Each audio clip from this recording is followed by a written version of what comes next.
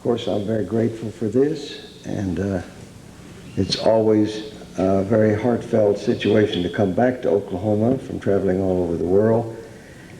Not only am I appreciative for this, but I feel that I learned my early music in Muskogee, Oklahoma, and never had to unlearn it in the world. All I did was extend it.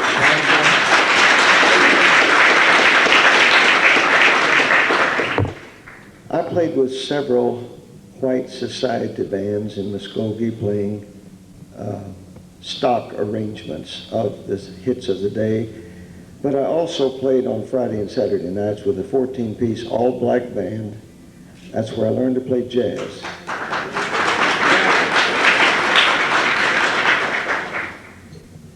They were very encouraging.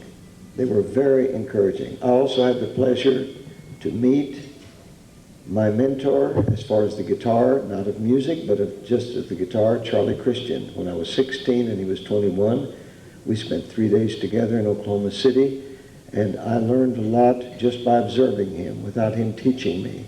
He still was a teacher. And the last words he said to me as he left me was, "I'm going to tell Benny Goodman about you." And it makes me feel very good to be a part of this.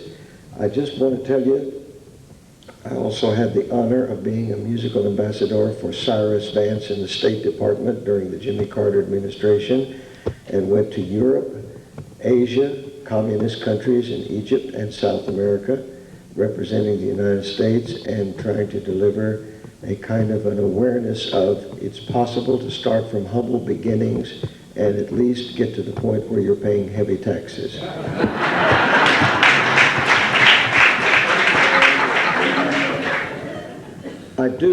I do want to say one thing before leaving, and I want to tell you, I've been playing music for 56 years, and I just want to share with you one thing to help you to get the insight that I'm having at this time.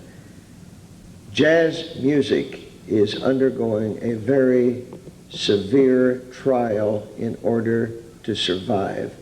It is possible in today's world for certain jazz personalities to thrive and flourish, but jazz itself is very close to the brink of disaster unless you give it its support. And one of the things that's difficult now is for the layman to know what is jazz. So many records are being merchandised as jazz. So many people are being called neo-jazz, new age jazz, raga jazz, polka jazz, fusion jazz, that it really isn't. If you want to know what jazz is, you must realize that the people who are known for jazz, Louis Armstrong, Lester Young, Roy Eldridge, Dizzy Gillespie, Charlie Parker, Charlie Christian, on, Billie Holiday, Sarah Vaughan, there was a certain integrity. They were not looking for a hit. They were not looking for a gimmick. They were expressing their soul. They were not in show business, but they were expressing themselves. Please, do not confuse show business with jazz. Jazz has an integrity, and right now, most of the world is aware of that integrity more than the United States. Would you please awaken to this? Thank you very much.